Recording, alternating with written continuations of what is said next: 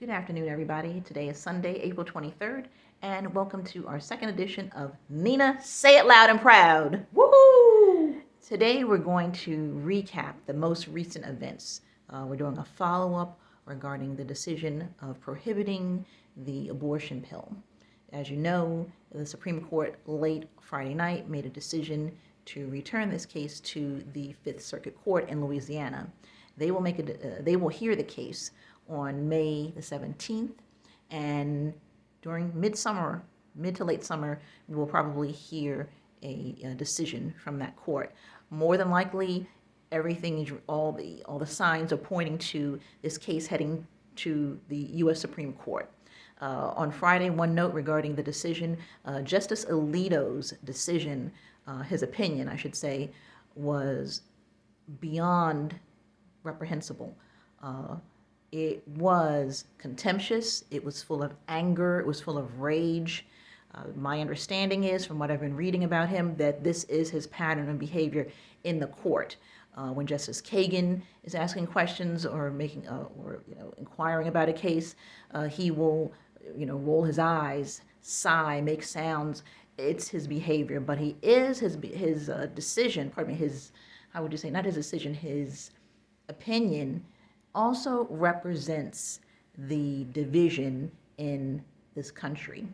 Currently in this nation, there is a culture war, not only between the conservatives and the liberals, but there is a fractured Republican Party in which there's a faction in there with extreme, ultra extreme ideologies and philosophies, and they are attempting to usurp the Republican Party, what we are familiar with as maybe a traditional or conservative or moderate Republican Party.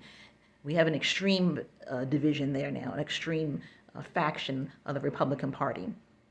And these are the ones that are making comments such as, it's okay for a 10 or 11-year-old, if they find themselves pregnant, to go ahead and give birth. Prohibit them from having abortions. Yes, that's been said. Immediately after the Dobbs decision, there was a local state assemblyman in one of the southern states who made that comment publicly, and it's recorded. You can Google it if you like. There also recently in the state of Idaho, we have another state assembly person who made a comment saying that it was natural for 12-year-olds to marry. And he was called out by one of his colleagues regarding that, and he sort of backtracked his statements. But it is on record that he said this more than once, and that's in the state of Idaho. Where we are now in this country is that women now, it's not just a case regarding women, but society now is on a fight to really to regain, to recapture, to take control from these extremists. Now, I don't want to sound like anybody from Fox News, but this is very true. And what's happening currently, we have the extreme people, extremists on the conservative end, who also claim to be very religious, very devout, faithful people of faith. They're actually wolves in sheep's clothing. You may have some people who are very sincere and wanting to preserve life on the fight against abortion, but you also have too many people who have ulterior motives. They're not looking at preserving life. They're looking at children and looking at women as Benjamins. There's money involved. There's going to be a profit involved. There are some extreme cases where you have Waco. Look at these cases where you have women and children who are simply being used and abused, and they serve one purpose. These are people who are embracing these ideologies. These are people who go to work every day, and they want this ideology to be part of the nation's credo. They want it to be part of what occurs on a daily occurrence, not just leave it in their sector of the world where they reside and where they work, but they want that to be the dominant belief and philosophy of this nation. And we individuals collectively have to work together regarding disbanding this movement, reminding people that this is not the Judeo-Christian way. A lot of people believe in the Old Testament, are still taking that Old Testament literally and applying it to now, feeling that people should have many wives. I know you have a reality show that's been on for many years called Sister Wives, and a lot of people want to embrace that doctrine. And when you abuse women, when you disrespect women, you know what it means?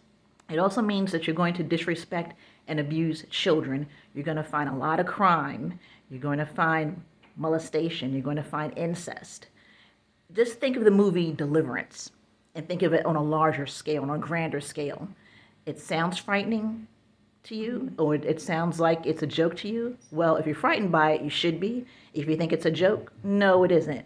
And I think the more that you get in touch and listen to news stories and do a little research, you'll see that these people are very serious. I don't see anybody laughing when they're making these comments to say that it's normal for a 12-year-old to marry. Do you see them laughing? No.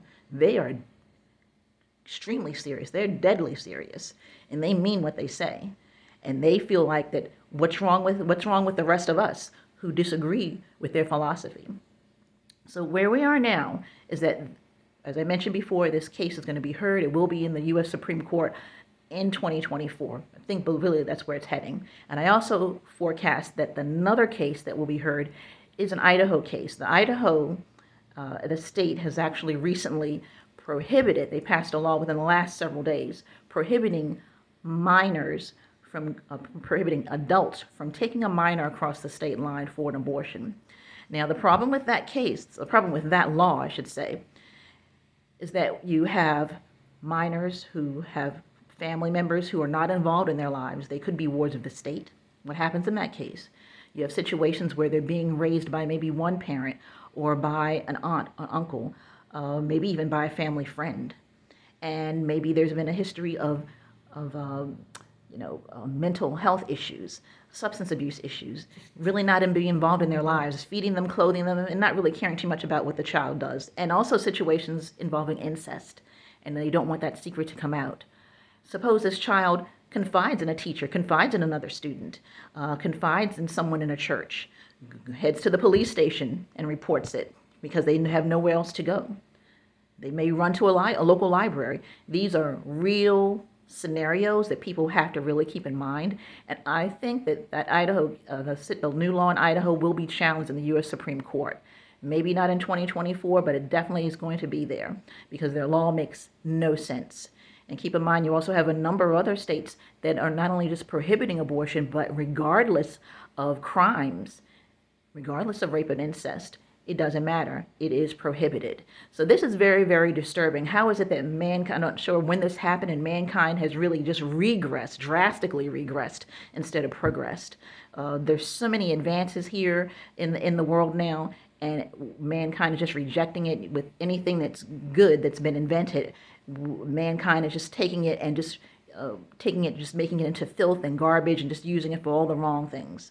The internet, great invention, right? Great, help us do research, medical research on our own, doing homework, whatever it is that we needed to talk to people across the, friends and families across the other parts of the country, via Skype.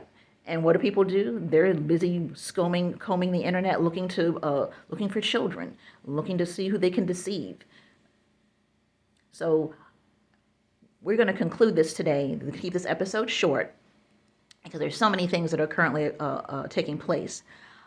I am going to consult with my producer and my partner, and we are going to sit down and we are going to work on a campaign to really get people to get involved, to set aside 10 to 15 minutes, maybe during the week, and maybe you only have time for maybe to do it just once a month, but you need to get involved in your local communities to really find out what's going on and to speak out. Because if you're silent on a situation, it means that you agree with it. Apathy has no place right now in society. There's too much going on, and the enemy is moving quickly to try to turn everything around. What's wrong is right, and what's right is wrong. Very, very blurred vision right now, and we're going to make sure that the vision is corrected. So this is the end of our second episode of Nina Say It Loud and Proud. Woohoo! And stay tuned to next week. Have a good day, everybody.